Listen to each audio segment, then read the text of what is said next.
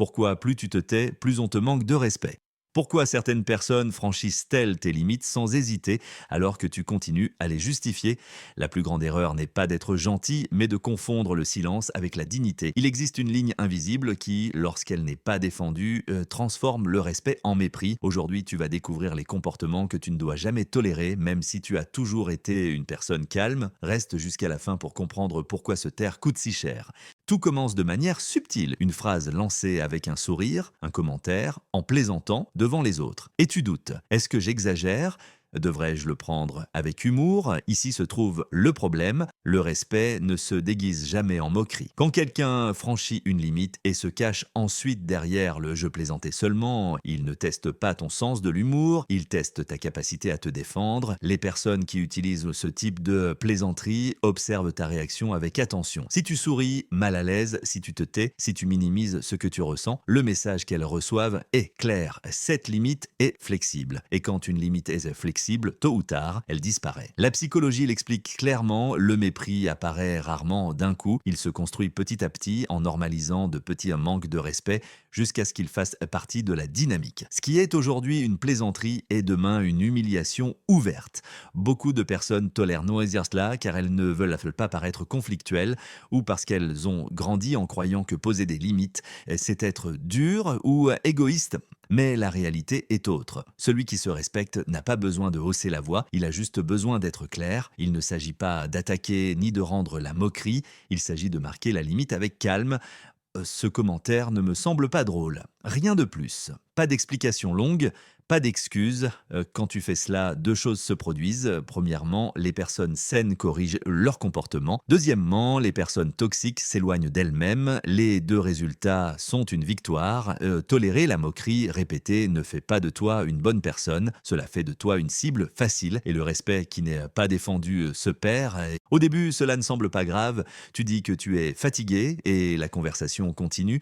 Tu expliques que quelque chose te dérange et l'autre personne le minimise. Tu demandes d'acquérir de l'espace et on ne le respecte pas. Ici surgit une vérité inconfortable. Celui qui ignore tes limites émotionnelles ne les oublie pas, il les écarte. Les limites ne se brisent pas toujours par des cris ou des conflits. Bien souvent, elles se brisent avec des phrases douces comme Tu exagères. Ce n'est pas si grave. Je suis comme ça. La psychologie souligne que les personnes qui franchissent les limites de façon constante justifient souvent cela par le naturel ou la sincérité. Mais la sincérité sans empathie n'est pas de l'honnêteté, c'est de l'imposition. Et l'imposition use lentement ton estime de soi. Quand quelqu'un ignore ce que tu ressens, il t'oblige à t'adapter à son confort. Petit à petit, tu commences à douter de tes émotions. Tu te demandes si tu es trop sensible, si demander le respect, c'est trop demander. Et c'est là le vrai danger, quand tu apprends à te trahir pour maintenir la paix. Les relations saines, elles fonctionnent autrement. Elles ne demandent donc pas que tu expliques encore et encore pourquoi quelque chose te fait mal. Une limite exprimée avec clarté devrait suffire une seule fois. Si tu dois la répéter constamment, le problème n'est pas ta façon de communiquer, c'est le manque d'intérêt de l'autre à t'écouter. Ignorer les limites n'est pas toujours de la méchanceté consciente, mais c'est toujours un choix et les choix répétés définissent le type de relation que tu vis. Accepter que quelqu'un ne respecte pas tes limites émotionnelles n'est pas de la compréhension, c'est de la résignation et la résignation finit par devenir un épuisement émotionnel. Protéger tes limites ne t'éloigne pas des bonnes personnes, cela t'éloigne uniquement de celles qui profitèrent du fait que tu n'en avais pas. La culpabilité n'arrive pas toujours comme une attaque directe. Parfois, elle apparaît déguisée en inquiétude, en ironie douce, en silence qui pèse plus que les mots. Tu exprimes ce que tu ressens et la réponse n'est pas l'écoute mais le reproche. Après tout ce que je fais pour toi, non, quoi, c'est toujours moi le problème, n'est-ce pas?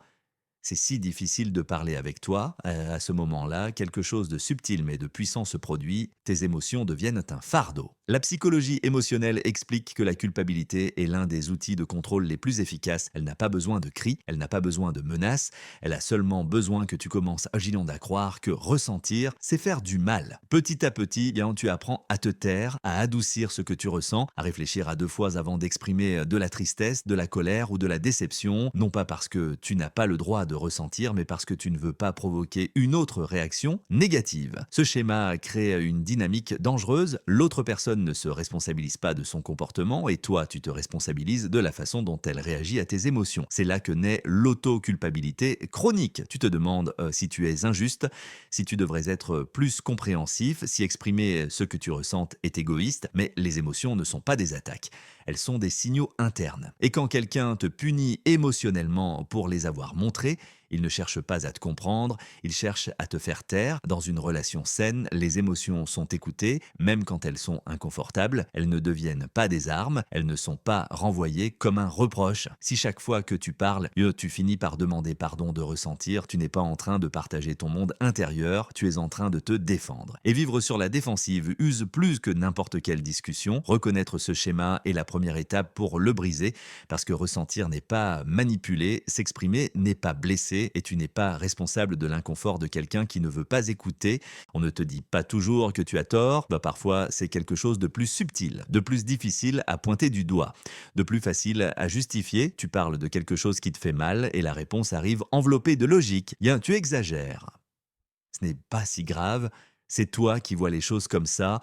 On ne te dit pas de ne pas ressentir, mais on te fait douter de pourquoi tu le ressens. L'invalidation émotionnelle ne nie pas toujours l'émotion. Elle nie sa légitimité, elle la réduit, elle la minimise. Selon la psychologie relationnelle, quand une personne invalide de façon répétée les émotions d'une autre, elle ne cherche pas la clarté, elle cherche le contrôle narratif. Elle définit quelles émotions sont acceptables, lesquelles sont raisonnables, lesquelles méritent de l'attention. Avec le temps, tu commences à te méfier de ton propre monde intérieur. Tu te demandes si tu es trop sensible, si tu réagis mal, si ta perception est défaillante, et ce doute est profondément corrosif car les émotions n'ont pas besoin d'être logiques pour être réelles. Elles ont besoin d'être reconnues. Quand quelqu'un invalide constamment ce que tu ressens, il te pousse à justifier chaque émotion comme si tu étais à un procès. Tu ne parles pas depuis ton vécu, tu parles depuis ta défense. Cela brise quelque chose d'essentiel, la sécurité émotionnelle. Tu commences à garder le silence, à filtrer, à te demander si cela vaut la peine de dire ce que tu ressens en sachant que ce sera réduit à un mauvais jour ou une mauvaise interprétation. Mais une relation saine ne demande pas que tu prouves tes émotions. Elle demande qu'elles soient écoutées. Invalider n'est pas résoudre, ce n'est pas aider, c'est désavouer l'expérience de l'autre. Et quand quelqu'un invalide ce que tu ressens encore et encore, il ne t'aide pas à grandir, il t'entraîne à te déconnecter de toi-même. Reconnaître ce comportement ne te rend pas faible. Cela te redonne de la clarté parce que ressentir n'est pas exagéré. Percevoir n'est pas inventé. Et avoir besoin d'être écouté n'est pas un défaut. Tu commences par parler de quelque chose de concret. Un geste, un mot, une action qui t'a blessé, mais la conversation ne s'arrête jamais là. Soudain, le sujet n'est plus ce qui s'est passé. C'est maintenant la façon dont tu l'as dit, le ton, le moment, ta réaction. L'attention se déplace lentement, presque sans que tu le remarques. Et quand tu t'en rends compte, tu n'es plus en train de parler de ce qu'on t'a fait, tu es en train d'expliquer pourquoi tu t'es senti ainsi. Ce changement de focalisation est une stratégie psychologique très courante pour éviter la responsabilité émotionnelle. Il ne nie pas le fait, il le contourne, il le dilue. La personne ne dit pas « ça n'est pas arrivé », elle dit « ça ne s'est pas passé comme ça » ou pire encore « c'est arrivé comme ça parce que tu… » Ainsi, le conflit n'est jamais résolu. Il est seulement réécrit. Tu essayes de revenir au point initial, mais chaque tentative est vécue comme une nouvelle accusation, comme si insister était exagéré, comme si demander une explication était attaqué, et alors quelque chose de dangereux se produit. Tu commences à te lasser de parler, non pas parce que cela n'a pas d'importance, mais parce que cela finit toujours de la même façon. En psychologie relationnelle, ce schéma crée un sentiment constant d'impuissance. Rien ne s'éclaircit, rien ne se répare, rien n'est assumé. Le focus se déplace encore et encore jusqu'à ce que le problème originel disparaisse et sans avoir été résolu. Et quand il n'y a pas de responsabilité, il n'y a pas de changement. Une relation saine permet de revenir à l'origine du conflit. Elle permet de dire ici, je me suis trompé. Elle permet de réparer. Mais quand quelqu'un évite systématiquement ce point, il ne protège pas la relation, il protège son image. Et toi, sans t'en rendre compte, tu finis par porter le poids de tout. Reconnaître ce comportement ne signifie pas chercher des coupables, cela signifie récupérer le droit à ce que l'important ne se perde pas dans le bruit, parce que parler ne devrait pas être une bataille de détours, cela devrait être un chemin vers la clarté. Cela n'arrive pas d'un coup, ça commence doucement, presque de façon invisible. Tu te souviens de quelque chose qui s'est passé et la réponse est immédiate. cela n'est jamais arrivé, eh bien là, tu l'inventes. Tu te souviens mal, au début, tu ne doutes qu'un peu. Tu comprends que tout le monde peut se tromper, que la mémoire n'est pas parfaite, mais quand cela arrive encore et encore, quelque chose change. Tu commences à te questionner non seulement sur ce dont tu te souviens, mais sur ta capacité à percevoir la réalité. Cette conduite connue en psychologie comme la distorsion de la réalité est l'une des formes les plus profondes de contrôle émotionnel. Elle n'attaque pas une émotion concrète. Elle attaque la base même de ta confiance interne. Si tu ne peux pas avoir confiance en ce que tu as vu, en ce que tu as entendu, en ce que tu as ressenti, en quoi peux-tu avoir confiance? Petit à petit, tu cherches une validation externe pour tout. Tu relis les messages, tu passes en revue les conversations. Tu as besoin de preuves, bien non, pour te sentir sûr de quelque chose que tu as déjà vécu. Et cela use parce qu'une relation saine n'exige pas de preuves constantes pour valider ton expérience. Elle écoute, elle confronte, elle dialogue, mais ici, il n'y a pas de dialogue. Il y a une négation répétée. Quand quelqu'un insiste sur le fait que ta version des faits est toujours erronée, il ne défend pas la vérité. Il réécrit l'histoire en sa faveur et toi, piégé dans ce brouillard, tu commences à t'adapter, à te taire, à accepter des versions qui ne collent pas tout à fait, seulement pour éviter le conflit. C'est là le coût le plus élevé, cesser de se faire confiance. Reconnaître ce comportement, c'est retrouver le sol sous ses pieds, non pour attaquer, non pour prouver quoi que ce soit, mais pour croire à nouveau en ta propre perception, parce que ton expérience compte, ta mémoire compte, ta réalité n'a pas besoin de permission pour exister. Quand on regarde tous ces comportements ensemble, quelque chose devient clair. Ce ne sont pas des épisodes isolés, ce ne sont pas des malentendus ponctuels, ce sont des schémas, et les schémas, ils n'apparaîtront pas par hasard.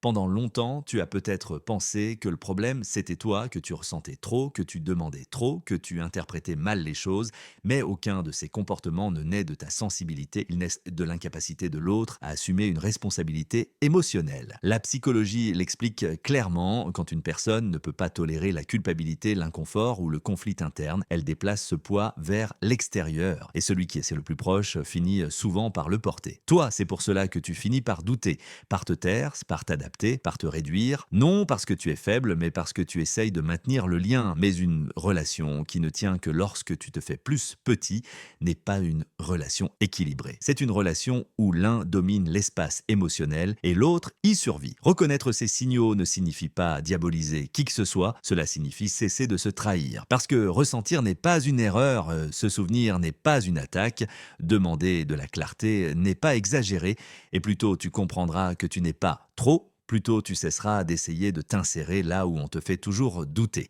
Ce n'est pas un appel à la confrontation, c'est un appel à l'observation, à nommer ce qui n'avait pas de nom auparavant. À partir de là, les décisions deviennent plus claires. Toutes les relations ne doivent pas être sauvées, mais toutes les personnes méritent de se sentir en sécurité à l'intérieur d'elles-mêmes. Et si une partie de ce récit a résonné en toi, ce n'est pas un hasard, c'est ton intuition qui demande à être écoutée à nouveau.